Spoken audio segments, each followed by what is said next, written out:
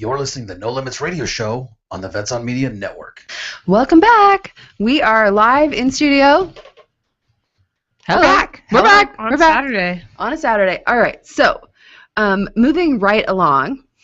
Not even going to touch the topic that we just. It was a joke, people. See, Michelle. Right. See. But to every Jokes. joke, there's an element of truth. Well, I'm going to remember that next time you tell a joke. To every joke, there's some element of truth. That's what makes it funny. All right.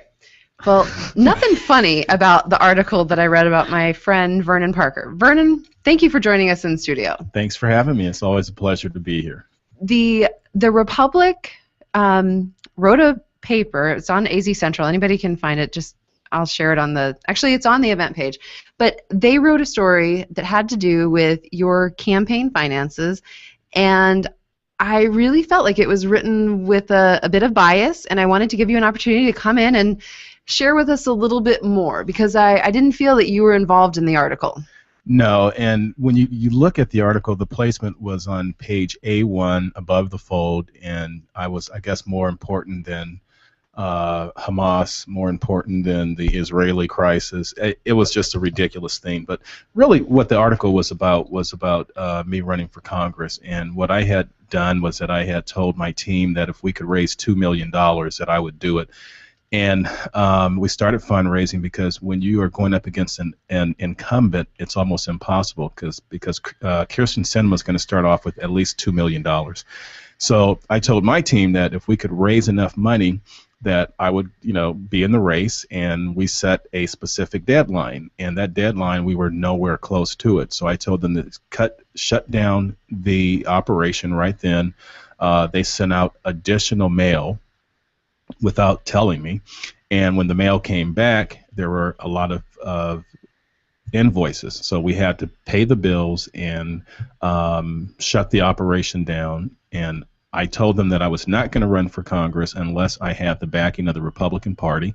That was not there either. And so to me, running up against an incumbent with $2 million in the bank and a lot of money from Pelosi was a no-go. No money went into my pockets whatsoever. If I didn't pay the bills, the article would have said, Vernon Parker does not pay his bills. And so it's just one of those things that they didn't talk to a single fundraiser, because a fundraiser will tell you that the way you fundraise is that the more donors you get, the more money you can get when you do fundraising. So all the money that we raised went into trying to get new donors, and we ultimately tried to expand that donor base across the country. And so it was an article that should not have been written whatsoever. Well, it was interesting because in the article they said that the entire river of cash flowed to a network of political consultants who ran a direct mail fundraising program. When I read that, my first thought was, well, when you're campaigning and when you're raising funds, you're asking for money to help with your campaign. So having political consultants, having a direct mail campaign, all of the things that you do to market. That's called a campaign. Yeah, that's called a campaign. The way they wrote it kind of sounded like you were doing something wrong. A Ponzi scheme or something. I mean, it was just ridiculous. And if people know me, they know that some of the things in the article that it's just unfathomable to think that they would even write an article such as this. And what they didn't do was very interesting. They didn't talk to a political fundraiser, because a political fundraiser will tell you that direct mail is very expensive, and if you even break even on direct mail, you are doing great. And that was not highlighted in the article whatsoever, and it just looked like we were just raking in all the money. Right. And so I'm really encouraged that that's behind me. There's always something there. Of course, especially when you're running, when you're campaigning, there's always going to be something. But when you decided that you were not going to run for the House of Representatives, had you used all of those monies? Because in the article they also said, he hasn't returned any of the money. Was there any money to return, or did all that money go to pay for the campaign? All the money went to pay for the campaign. There was probably about 7 or 8,000 left, and that will go to charity. That has been designated to charity. Okay. So it's so that's what I do with all my campaign surpluses. And any campaign that I've ever had, I've always donated it to charity. So I got to ask this because I'm looking at this article, and you might not know much about me, but I absolutely despise politics, and I think most people that run for them are nothing but a bunch of crap. But anyway, because you just can't believe what people say. However, I got to ask, the article, when she approached you to do an article, what did she say the article was going to be about? Because I'm thinking, as a non-political person, if someone says to me, Michelle, we want to talk to you about that statement you made on the No Limit show, I'd be like, yeah, no, that's all right. I think I'll just pass. So I'm wondering, what did she say she wanted to talk to you about? That's a very, very good question. I mean, that is because here's what happened. In the Corporation Commission race that I'm currently in, these dark money groups have sent out flyers, and one of the flyers said Vernon Parker raises all of this cash. And so the next day after the flyer goes out, she calls me, and I said to her, so now you are doing the bidding for APS. You believe these things. And so she goes, well, I'm going to have to write about it. And I said, are you kidding? So what happened was that the dark money that was used to attack me, when someone called her and said that you have to do a story. And the bizarre thing is that the story was on page A1. And I talked to one of the editors, which I can't name the person. I just ran into him.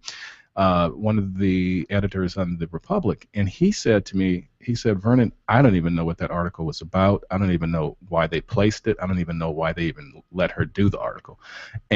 But the incredible thing is that the backlash from the article, from my friends, they're like, are you kidding? So, right. But all of this really stems from the Corporation Commission race that I'm currently in right now, because APS does not want to see me win this race, and so they have funneled over $1 million in what they call dark money, because you don't have to disclose who gave you the money. So they have these two puppet organizations that they funneled the cash into for dark money. Now, if anyone should get dark money, I should be getting it, don't you think?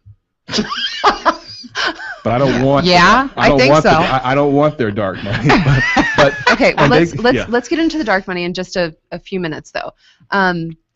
So for those that are saying that you're using the money that you raised for that campaign for this campaign, it's against the law. One, because you cannot and take it's simply not true. It's not true, one, but you cannot take federal funds and use them in a state election.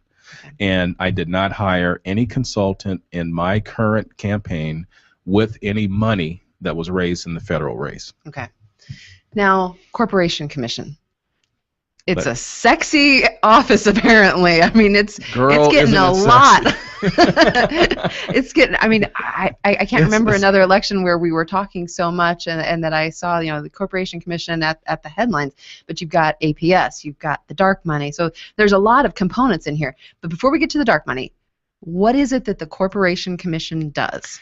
And why do you want to be involved? Well, the Corporation Commission, they set the rates for public utilities, which are monopolies. So they also are involved in water, they're involved in electricity, they're involved in all utilities, but they are under Article 15, Section 3 of the Constitution. They are the de facto fourth branch of government. And the decisions that they make are powerful.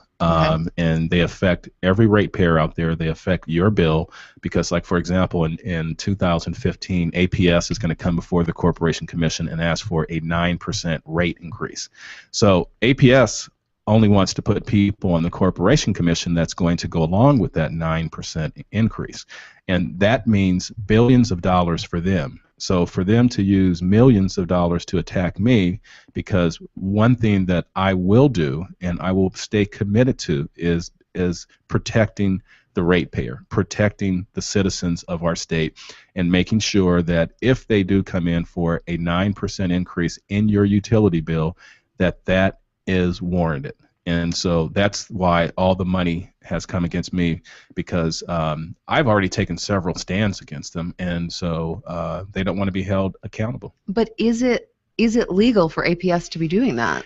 It's legal. Yes, it is. They have a constitutional right to do it but what I think it's unethical in a lot of ways because they are using, for example, I am an APS subscriber, and so they are using my money that I pay to APS to give to dark money groups to run negative ads. Now they've just spent over well into the six figures on TV commercials against me.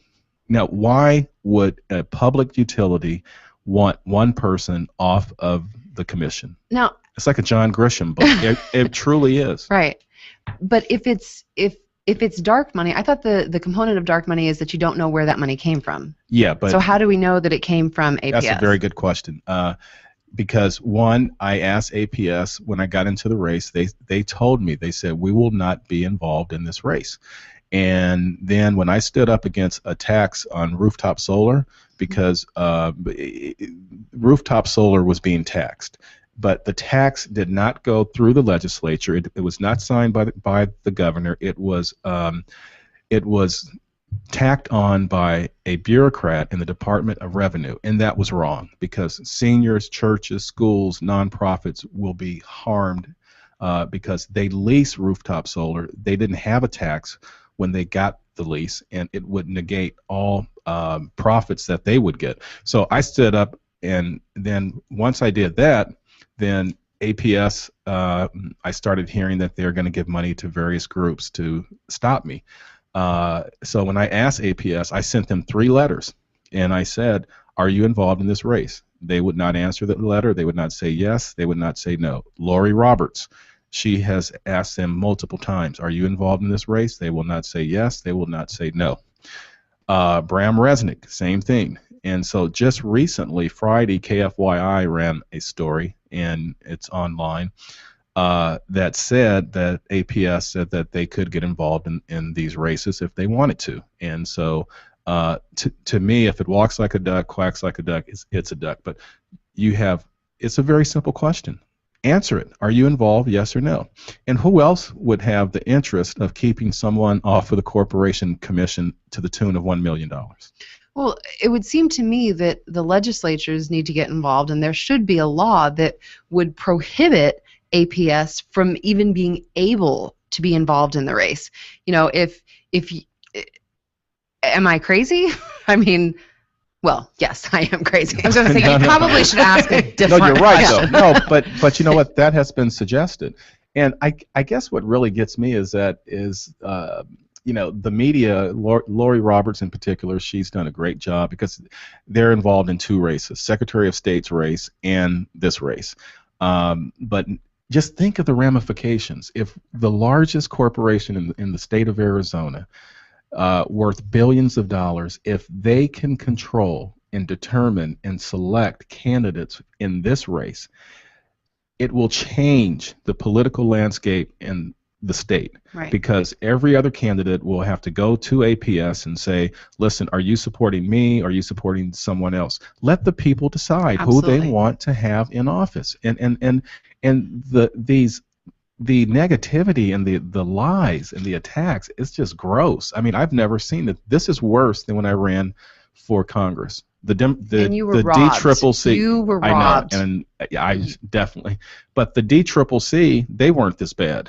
I mean, Right. I was like, are you kidding me? This is crazy. So in this campaign, I would love to see, maybe after this is over, maybe the legislatures will realize that there needs to be a law to prevent utility companies for campaigning. Well, they're a regulated monopoly. They Right. are a monopoly. Right.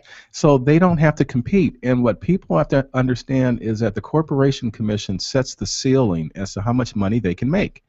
And so, of course, they're going to want to put the persons on that commission who will go along with what they want. Right. And you can't tell me that if someone spends over $1 million to put you in office that you're not going to be beholden to them. Absolutely. And speak up. And, I have said that I want no special interest involved in this race to either help me or to hurt me. Lucy Mason has said the same thing. But the 2 that APS that they're supporting, they won't come out with a statement. Tom Farese and Doug Little will not come out with a statement saying that this is wrong. When you say that they're supporting, as in APS is supporting? Those are, yes. They have sent positive things out about them using dark money again. And so those are their 2 select candidates. And I encourage you, Lori Roberts, I posted it on my Facebook page, but she wrote an article last night about this very issue.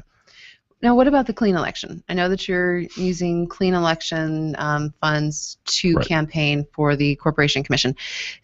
Educate our listeners. How does the clean election campaign work? Yeah, clean election campaign, you can only receive donations from citizens who are registered voters in the state of Arizona. And I chose that route because I didn't want to take any special interest money whatsoever, because I didn't want people to say when I do win that, this utility gave me X amount of money, and watch the decisions that he's going to participate in. So I chose to run under clean elections. And so how it works is that if I get close to 2,000 people to give me $5, then I will get money to run my campaign, which would be a drop in the bucket compared to what's being used against me.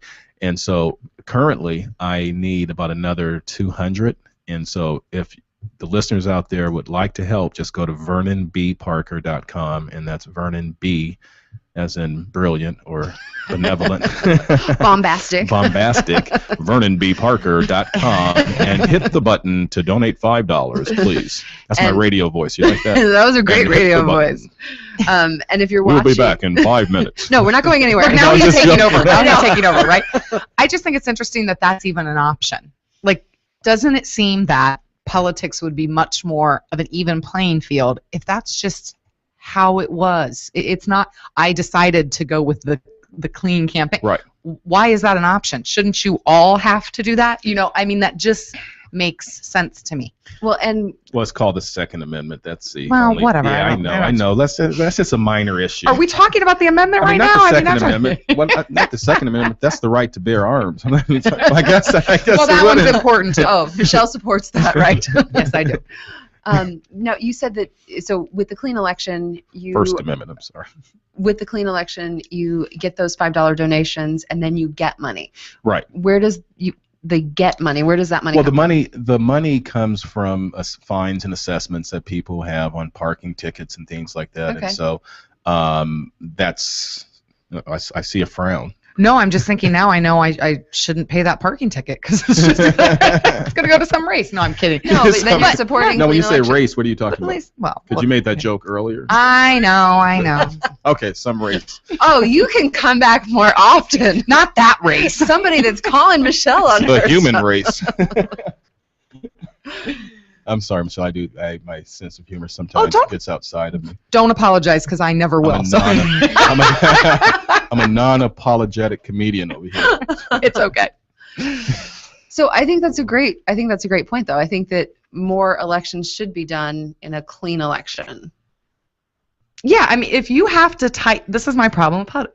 You have to title something clean election. I mean, that's a little bit funny, isn't it? Like, shouldn't it be a clean election? Like, why are you titling it clean election? That implies that there is different policies that it's not a clean election. Well, there's a group that's called the Free Enterprise that's going against me, but they're supporting a regulated monopoly. Now, does that make sense? Free enterprise, regulated monopoly. So there are a lot of things out there, I think, that are that just don't make sense. Yeah, I would agree. There are. Anything else you want our listeners to know?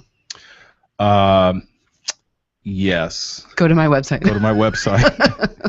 VernonBParker.com. I want you $5. $5. See, if I said that, then it'd be in the next commercial if I did that. See? What? If you said that? Yeah. I said that. I know. I just want said people that. to He realize didn't say that. I said. That wasn't Ebonics. That wasn't. Okay, I did not. Oh boy, we'd get along really well. So I think you should go donate the $5 just because we've had fun today. So if you support our show, you know what? It's $5. Skip Starbucks today and make sure this guy runs on a clean election. So. And I would say that I'd buy someone Starbucks, but I'd be breaking the law, and that would be page A1 again. Exactly. Right. Exactly. You know what I liked about the article, and I know we have to go, but what I liked about the article is there were absolutely she didn't have any factual information. Like, show me some bank statement. Show me something. Show me something that isn't just you talking. Because I would love to just write what I think. You know what I mean? Most of the media outlets do that. No, but what I'm saying is they write what somewhere. they think. No, but what I'm saying is, if No you're going factual. to, if you're going to Now, go out, would they let you write what you think? Or no, Bleep, no, bleep. no, it would have little asterisks and stars. That's what I was getting at. I'm just saying there was nothing factual in there. So whatever, Christina. This was fun. I've had enough. This was fun. So I had my non-campaign mode on today, so this was fun. Thank you. I appreciate you taking time out of your Saturday to join us. And I encourage you all to go to vernonbparker.com. If you're watching on the Google Hangout, the link is in the lower thirds. Just go there.